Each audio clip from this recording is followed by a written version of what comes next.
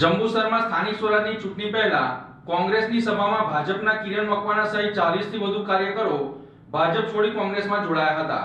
જંબુસરના city ground ખાતે યોજાયેલી કોંગ્રેસની સભામાં પૂર્વ ધારાસભ્ય કિરણ મકવાણાએ ભાજપનો ભગવો છોડી કોંગ્રેસમાં ઘર વાપસી કરી છે। 2017માં કોંગ્રેસ છોડીને ભાજપમાં જોડાયેલા કિરણ મકવાણાએ હવે પાર્ટીમાં ઉપેક્ષા થતી હોવાનો આક્ષેપ સાથે ફરી કોંગ્રેસનો હાથ પકડ્યો છે।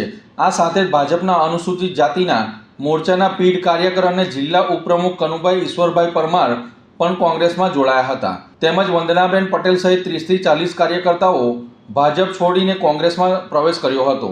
આ કાર્યક્રમમાં એઆઈસીસી સેક્રેટરી અને દક્ષિણ ગુજરાતના પ્રભારી શ્રી નિવાસનના હસ્તે તમામને કોંગ્રેસનો ખેસ પહેરાવવામાં આવ્યો હતો। જો કે કોંગ્રેસ માટે ચિંતાજનક બાબત એ રહી છે કે જંબુસર નગરમાં યોજાયેલી આ પ્રથમ મોટી સભામાં અપેક્ષા મુજબ ભીડ જોવા મળી ન હતી। સભામાં ખુરશીઓ ખાલી જોવા મળતા કાર્યકરોમાં પણ નીરસતા નજરે જોવા પડી હતી। હવે મોટો પ્રશ્ન એ છે કે કિરણ મકવાણાની વાપસીથી ભાજપમાં થતા મોટા પ્રમાણમાં આવેલા તોડફોડથી જંબુસર તેમજ ભરૂચ જિલ્લાના રાજકીય સમીકરણોમાં કેટલો ફેરફાર આવશે તે તો આવનારી ચૂંટણીના બદલાયેલા કેટલોક અસરકારક સાબિત થશે તે જોવાનું રહેશે। હું પ્રથમ 1989થી ભારતીય જનતા પાર્ટીનો કાર્યકર રહ્યો છું। ગુજરાતની ધરતીમાં પ્રથમ દલિત તરીકે જ્યારે આ દેશમાં કોંગ્રેસનું શાસન હતું સમગ્ર જગ્યાએ, ત્યારે પ્રથમવાર કોઈ દલિત સામેલ થયો હોય એવો હું પોતે કનુભાઈ ઈશ્વરભાઈ પરમાર 1989માં કારેલીમાં જે તોફાન થયું અને પટેલો ઉપર કોંગ્રેસના લોકોએ કેસ કર્યા અને એ પટેલોના પક્ષે હું સામેલ થયેલો અને તે દિવસથી આજ દિન સુધી છેલ્લા 36 વર્ષ સુધી હું ભારતીય જનતા પાર્ટીમાં જિલ્લાનો મોરચાનો મહામંત્રી, જિલ્લાના મોરચાનો ઉપપ્રમુખ, તાલુકાનો મંત્રી, તાલુકાનો પ્રમુખ, હું 4 ટર્મ રહી ચૂકેલો છું। 36 વર્ષ ભારતીય જનતા પાર્ટીમાં હોદ્દો મેળવ્યો, તો આખરે ભારતીય જનતા પાર્ટી છોડવાનું કારણ શું? ભારતીય જનતા પાર્ટીના કાર્યકરોને જે નેતાઓ છે, અમુક નેતાઓને એવો ડર હતો કે કનુભાઈ જિલ્લા પંચાયત લડશે તો અમારું કહ્યું કોઈ કામ કરે નહીં,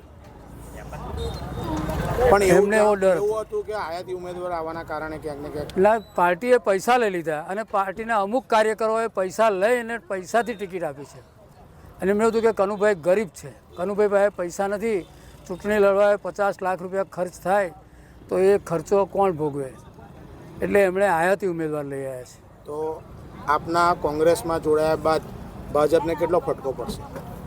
મારું કોનવા જિલ્લા પંચાયતના તમામ મતદારોને કહેવું છે કે ભારતીય બંધારણનું હનન કરી અને તમારા મતનો અધિકાર જે કહેવાતા ભારતીય જનતા પાર્ટીના દલાલો 4-5 દલાલો છે, એમણે મત વેચી દીધા છે મતદારોના। તો એ મતદારોને મારે એવું કહેવું છે મારા મીડિયાના માધ્યમથી કે આવનાર સમયમાં તમારા મતના અધિકારની જો કિંમત બંધારણમાં આપેલી હોય અને એ કિંમતની તમારે કિંમત કરવી હોય મતની, તો તમારે કોંગ્રેસ પાર્ટીને જ મત આપવો જોઈએ જિલ્લાની ઉપર। ક્યાંક ને ક્યાંક કોંગ્રેસ પાર્ટીને એવું પણ કહેવાય છે કે હિન્દુ મુસ્લિમના તો મુસલમાનોને 5 ટિકિટ આપી છે ભારતીય જનતા પાર્ટીએ આજ દિન સુધીમાં હિન્દુ મુસ્લિમનો ઉપયોગ કરી અને ખાલી અંદર ઝઘડા કરાયા છે। ભારતીય જનતા પાર્ટીના કેટલાય નેતાઓની દીકરીઓ મુસ્લિમ સમાજને પરણાવી દીધેલી છે। પણ તમે તો 30 વર્ષથી ઉપરાંત ભાજપમાં રહ્યા, તો હવે કેમ એકદમ? મારી રોમે રોમમાં રામ વસેલો છે, મારા દીકરાનું નામ રામચંદ્ર છે, પિતાજીનું નામ ઈશ્વર છે। મને કંઈક લોકો પાર્ટીની અંદર નહીં પણ મારા રિલેટિવ બધા કનૈયાલાલ કહે છે, પણ મારે આ ભારતીય જનતા પાર્ટીની જો હુકમી સરમુખત્યારશાહી અને જંબુસર તાલુકામાં કેટલાય ભારતીય જનતા પક્ષના નવા નેતાઓ એવું સમજી બેઠા કે ભાજપ અમારું છે, भाजपा मतदारों ने कहिए એટલે અમે કહીએ એટલે મત આપી દે છે એમ। कांग्रेस के परिवार में बीजेपी का पूर्व विधायक किरण मकवाना जी आज हम लोगों के पार्टी में शामिल हुआ है। हम लोग ने उनको स्वागत किया है।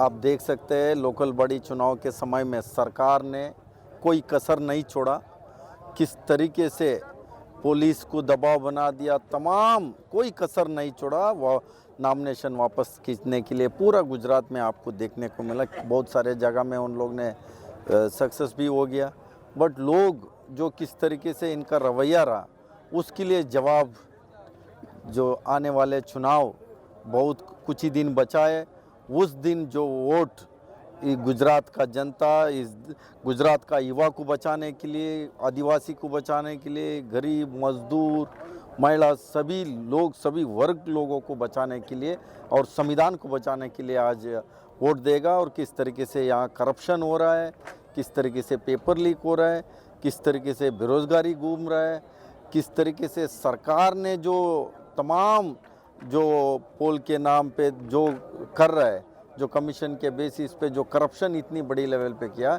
ये सारी चीज़ों को, और साथ में इनके जो आम आदमी पार्टी इनका बी टीम को भी लेके आया है, क्यों कहीं ना कहीं कांग्रेस को इन लोग ने कमज़ोर करने के लिए। तो इतने दिन जो केजरीवाल जी ने वहाँ जेल पे था, तो उनको तुरंत चुनाव आ गया, पंजाब में भी आने वाला दिन में चुनाव है, और यहाँ गुजरात में लोकल बॉडी है उसको बेल देने का काम किया। ये कितने भी कोशिश करे, इस बार गुजरात का जनता इनको सबक सिखाने का काम करेंगे। और यहाँ सारे कांग्रेस ये के हमारा अध्यक्ष जी राणा सिंह जी के नेतृत्व में, और संजय सोलंकी जी है, हमारा किरण मकवाना जी, हमारा सारे ब्लॉक प्रेसिडेंट, सब लोग मिलके यहाँ अच्छे रिजल्ट आप लोगों को देखने को मिलेगा। बीजेपी विकासના નામ પર મત માંગી રહી છે। बीजेपी विकास के नाम पे मत मांग रही है, तो कांग्रेस का एजेंडा क्या रहेगा? देखिए, विकास गांडू तयो छे। गुजरात में बीजेपी ने विकास जो किस तरीके से उस नाम का बेइज्जती किया इन लोग ने, आज देश में किसी बच्चे को भी विकास नाम रखने में आगे पीछे कर रहा है जो बीजेपी। तो तमाम बच्चे लोग, उसके माँ बाप ने भी जो नाम रखा है वो लोग भी परेशान हैं। विकास का नाम किस तरीके से बेइज्जती किया है ये भाजपा